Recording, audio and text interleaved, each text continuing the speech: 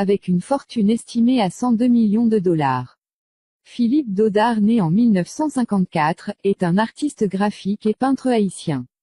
Né à Port-au-Prince, Dodard a travaillé comme illustrateur publicitaire. Ses œuvres ont été exposées dans toute l'Europe et les Amériques. Il a reçu le premier prix de dessin au séminaire junior du Collège Saint-Martial en 1966. Il a étudié à l'école d'art Poteau-Mitan avec Jean-Claude Tiga, Garout, Patrick Villers et Frido Casimir. En 1973, il entre à l'Académie des Beaux-Arts. Puis il a travaillé comme maquettiste et a fondé un studio d'art graphiques audiovisuels. En 1978, il reçoit une bourse d'études à l'International School de Bordeaux, en France, lui permettant de se spécialiser en design graphique pédagogique. 2 ans plus tard, il reçoit une bourse de la Fondation Rotary International et part en tournée avec le groupe Study Exchange d'Haïti pour donner des conférences sur la culture haïtienne. Ses œuvres d'art ont évolué pour inclure de grandes sculptures, des œuvres de fer et de beaux bijoux. Et ensuite la 9e place est pour Clifford Brandt, avec une fortune estimée à 200 millions de dollars. Et par la suite la 8e place est pour Clifford Apped, avec une fortune estimée à 350 millions de dollars. Clifford Apped est diplômé de l'Université internationale de Floride. Il détient un baccalauréat en gestion des systèmes d'information, un autre en finance et une maîtrise en finance internationale. Il est actuellement vice-président de la fabrication du groupe Apped, avec plus de 12 ans d'expérience dans la fabrication, ayant géré des installations aux États-Unis et en République dominicaine.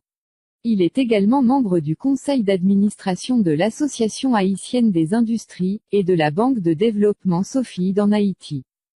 Et la 7e place est pour Éric Jean-Baptiste, avec une fortune estimée à 500 millions de dollars. Et la 6e place est pour Marc-Antoine Accra, avec une fortune estimée à 600 millions de dollars. Marc-Antoine Accra est un homme d'affaires et philanthrope haïtien. Accra est diplômé de l'école secondaire Saint-Louis de Gonzague et a poursuivi ses études à l'université de Boston où il a étudié la finance et le marketing. Pour Accra, l'éducation est la clé pour débloquer un avenir meilleur et plus lumineux. Il a également participé au programme exécutif de Sloan pour un cours de neurosciences et de leadership au Massachusetts Institute of Technology. Il a été un expert avide dans les domaines de la gestion, des ventes et du marketing pendant 15 ans. Ses compétences de base comprennent être un réalisateur, chef d'équipe, planificateur d'affaires stratégiques et gestionnaire de la relation client.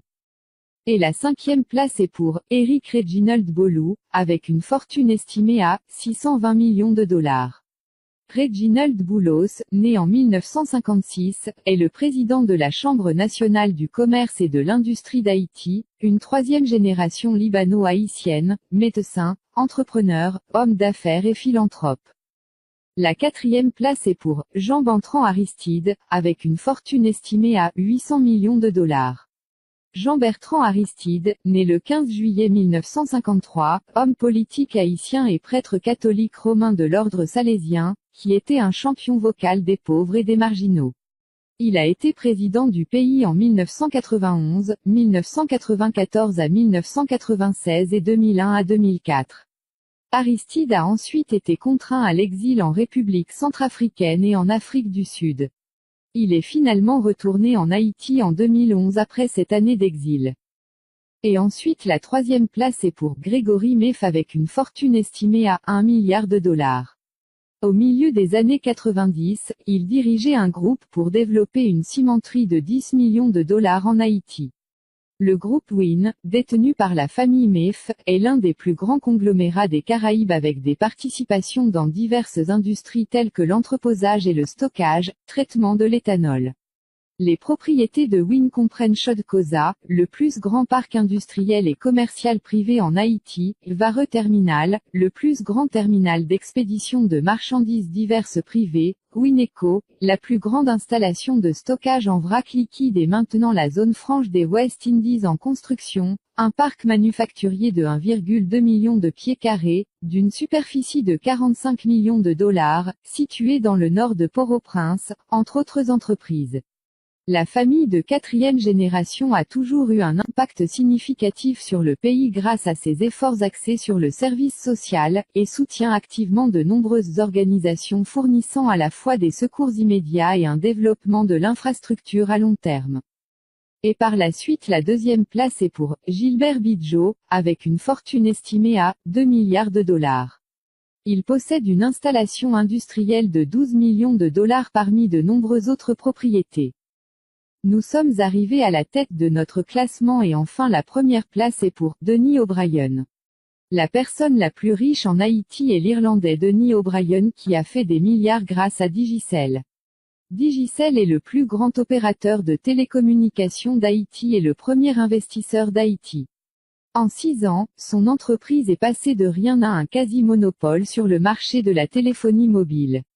Même s'il ne vit pas en Haïti, quand il est là, il est facilement l'homme le plus riche avec une valeur nette personnelle de 6,8 milliards de dollars.